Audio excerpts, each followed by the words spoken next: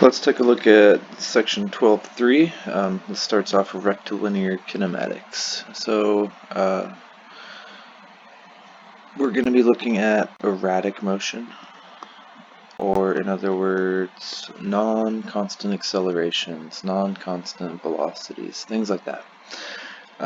So let's go ahead and start out with definitions of what the slope and integral of something actually means.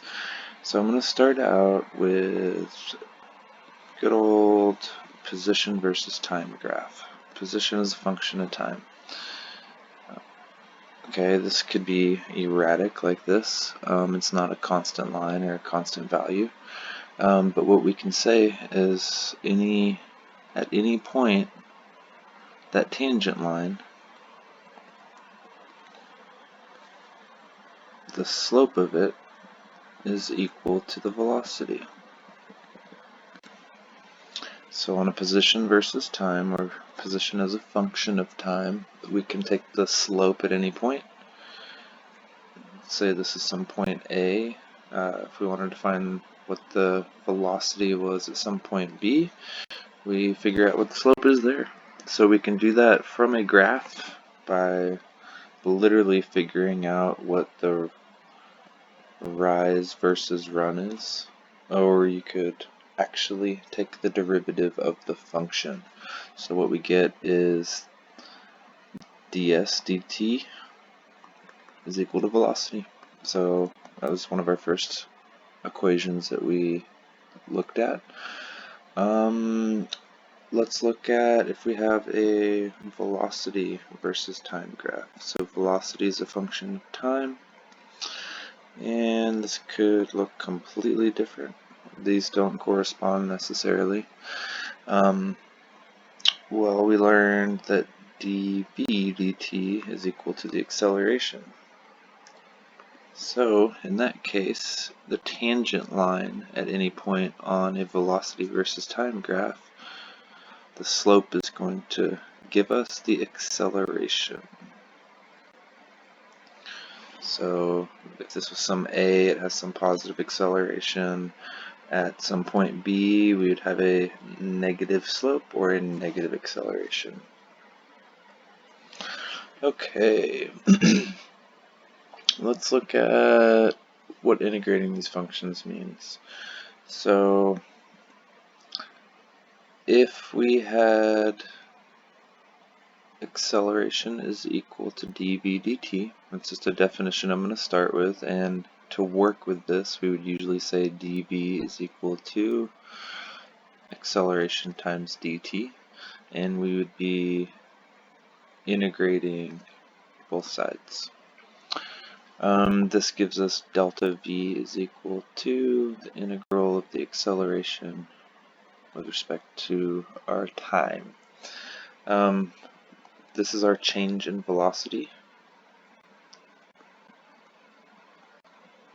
and this is the area under the graph of the AT graph, acceleration versus time. So now we're starting, I guess, up at the top with acceleration as a function of time. And if there's some time A to some time B, the area under this thing is going to give us our change in velocity. Okay, let's look at if we had velocity versus time. Once again, the graphs are not necessarily related. In this case, we had our definition v is equal to ds dt, the time derivative of the position, and we can rearrange this. ds is equal to v dt, and I integrate both sides would give me a delta s is equal to the integral of v dt. So v would have to be a function of time in this case. If we have some point A to some point B, the delta s would be the change in position, or the displacement. and if the integral or area under the v versus t graph would equal that displacement. So from some time a to some time b, if we calculated the area under this graph, that would tell us the displacement. And we need to know how to do this by integration. We also need to know, what if it looked like this? We can still find, let's say this is A and this is B. Well, that's a 1/2 base times height. That's a triangle. This is a base times height, and this is a 1/2 base times height. So you could calculate the area under a curve still. It's just the area. The one special case I want to talk about is our velocity as a function of position.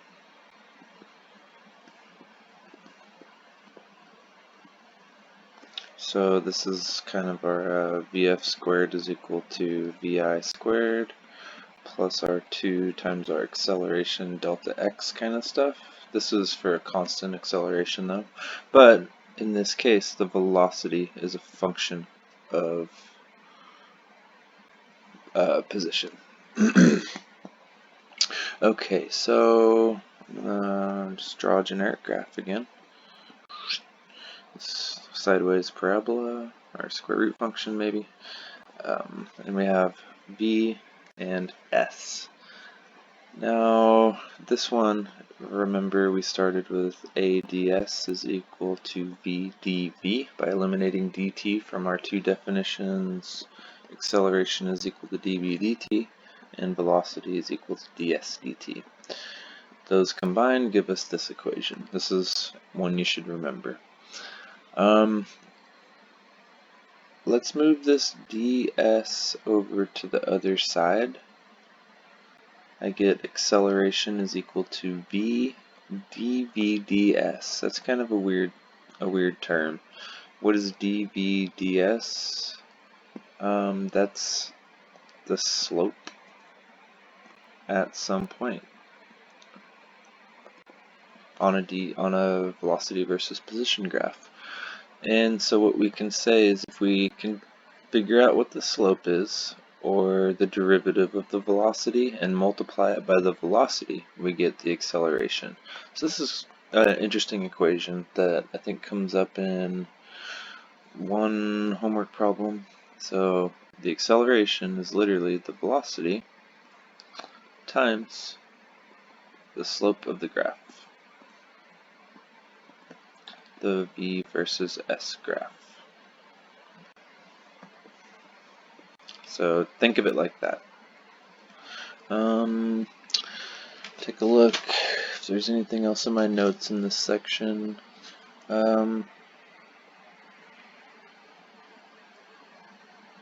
You can also do the acceleration versus position. This takes a little bit of work, realizing that, excuse me,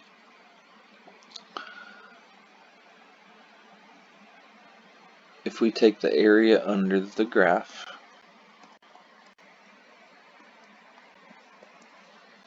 the area would be the integral of a ds, and this would be from some a to b.